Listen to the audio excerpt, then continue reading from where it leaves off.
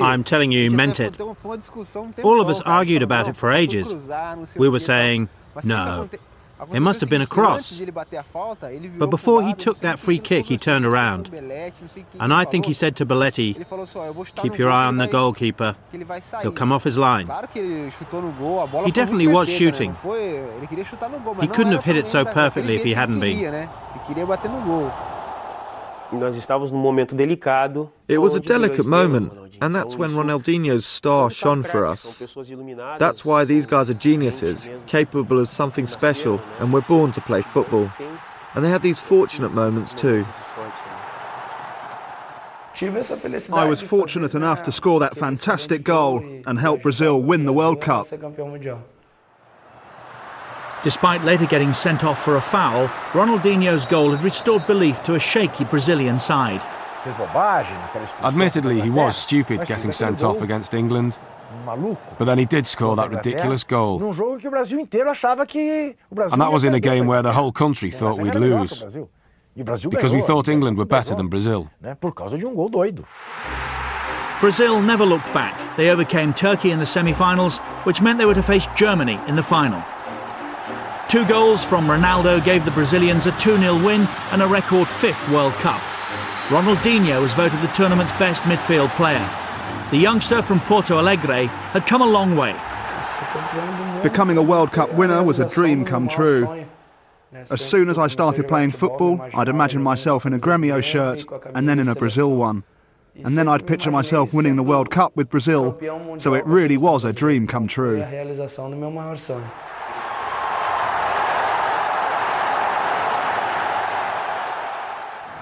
Back at Paris Saint-Germain, however, things weren't going quite so well. His inconsistent form was still an issue, and manager Luis Fernandes complained that the Brazilian was more interested in the Parisian nightlife than turning out for Paris Saint-Germain. Had that World Cup win gone to Ronaldinho's head? When he came back to us for the second year, it wasn't the same. In his mind, he was a world champion. His family were not here. They'd gone back to Brazil and he was alone. So it was difficult for me, for the club and his teammates. Because it was the same Ronaldinho, but it was a different player. Which was a shame because we gave him a lot.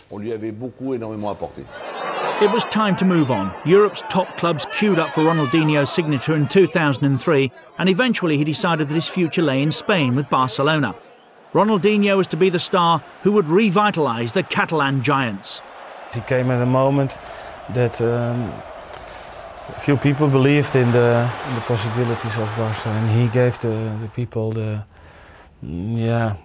way to hope and believe in a new team to win important things. His impact was immediate. I think it was a case of either, here, I show what I can do and gain the respect of the whole world, or just stay and be a millionaire. Like another Denilson, someone good at the circus, a trickster, but not a footballer. The tricks were no longer for show. Ronaldinho was becoming a decisive player, scoring crucial goals at crucial moments.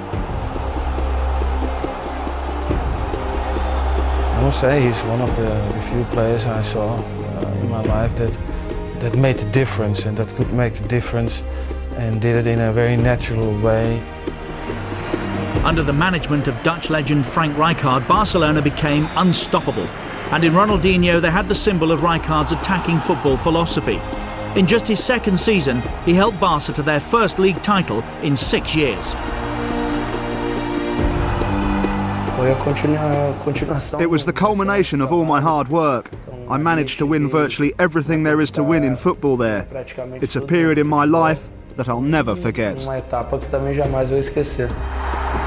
What he combined was pace and technically very, very skillful. He was able to control the ball and at the same time leave 1 or 2 or 3 opponents behind and do wonderful things. It's difficult talking about myself, but I like to dribble with the ball to create chances. I always think of myself as a very creative player. I don't have to talk about the things he can do with a ball. He's got incredible vision. He picks out his pass before the ball has even reached him. I know very few players who can do that.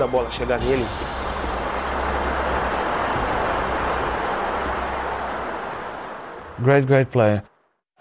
And if there was one match that encapsulated the genius of Ronaldinho, it came against Real Madrid in November 2005, when he destroyed Barcelona's bitter rivals at their own ground. A month later, naturally, it was Ronaldinho who won Europe's most prestigious individual award. It was a unanimous Ballon d'Or in 2005, and he could well have won another one, but I just don't think he had the discipline. World Player of the Year in 2004 and 5, he then helped Barcelona to a second successive title in 2006. It seemed Ronaldinho had the Midas touch. All the titles were great. The Primera Liga, the Cup, everything I won with Barcelona was significant to me. There was one trophy that Ronaldinho and Barcelona still craved, the Champions League. But 2005-06 was to change all that, as the Brazilian inspired his team to play some of the best football Europe has ever seen. I think that was a great period in football. He revolutionised the game, because since then, more and more technical players have been emerging. And we have so many great players today, dribbling and playing in an artistic way. Barcelona faced Arsenal in the 2006 Champions League final. Despite going a goal down early on, they came back to win 2-1 and seal a memorable year with a memorable triumph. Ronaldinho in particular was the hero of Catalonia. He was treated like a king in Barcelona for 2 years. And that's everything an artist could wish for. It's like getting on stage and the whole audience is focused on you, singing your songs without even opening your mouth. Every song. That's the best feeling. But Ronaldinho struggled to replicate his club form for his country. The 2006 World Cup should have been Ronaldinho's chance to shine. But while he was the undisputed king at Barcelona, with Brazil, he had to settle for a supporting role amongst a lineup of stars. It's different playing in the national team.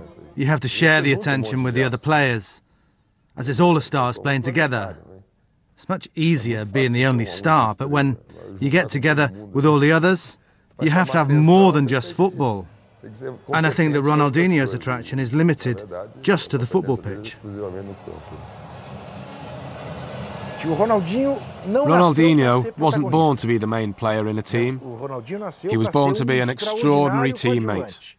When people wanted to make him the star man, he couldn't cope.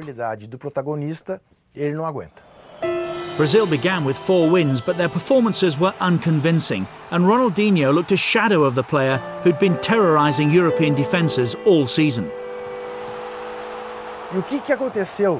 What happened in the 2006 World Cup? He should have been the star player. But he looked almost afraid to be playing alongside Ronaldo and Kaká. He wanted to be one of the others. People expected him to lead that team, and he didn't. I don't think he ever will. A 1-0 defeat to France in the quarter-finals ended Brazil's hopes of justifying their status as tournament favourites. Their performance was heavily criticised back in Brazil, and as the man who carried a nation's hopes on his shoulders, Ronaldinho was singled out. That's football. When you win, you get compliments. When you lose, you get criticised.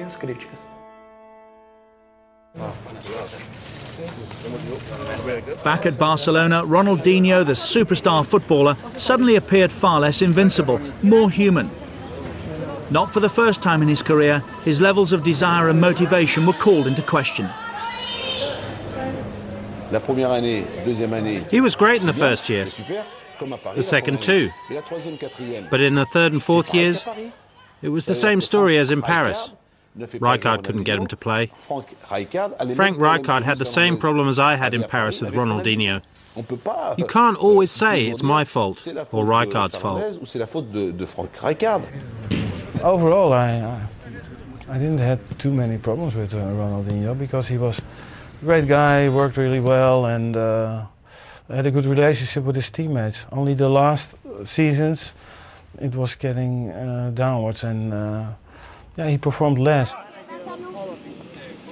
Ronaldinho was still a hugely marketable figure, but perhaps he'd begun to embrace that celebrity culture a little too much, and many feared that his lifestyle was not helping his football. This is what I'm talking about when I say he's become like a pop star or a marketing tool. He's thinking more about the adverts he does, thinking, I need to do what I do in the adverts on the pitch. It's confusing. You end up confusing the two roles. With a new generation coming through at Barcelona, Ronaldinho found himself increasingly isolated and sometimes even on the sidelines. It became obvious that he needed a fresh challenge to revive his career. The only thing that surprised me once in a while is when he didn't have quite his day, his level could drop enormously. And if you think about that, you can say immediately that he is really a very sensitive guy. I think that's important for some guys, that they feel that they are loved and liked and appreciated. The sort of adulation he received doesn't last for very long. Ronaldinho had it for about 2 years. Now he's in that needy phase. He lost the love, so he lost everything. That's the passion that he's trying to evoke once more at Milan. It's been a promising start to his career in Italy, and who knows, Ronaldinho may be able to reach the top once again. We're already seeing the Ronaldinho that we're used to seeing. The Ronaldinho who does his dribbles or impossible tricks. And I do believe he'll get back to that level. His performances with Milan led to a recall to the Brazilian side too. Now a veteran of the national side, it's hoped his enthusiasm for the game can rub off on Brazil's latest generation of talented players. I think there are a few players out there who love playing football quite like he does. He enjoys it more than anyone. He wants to play again and again. The guy just loves football. It's this passion for the game combined with his extraordinary ability that makes every fan the world over hope to see him recapture that form of his Barcelona days. Ronaldinho, a troubled genius perhaps, but still the greatest Brazilian player of his generation.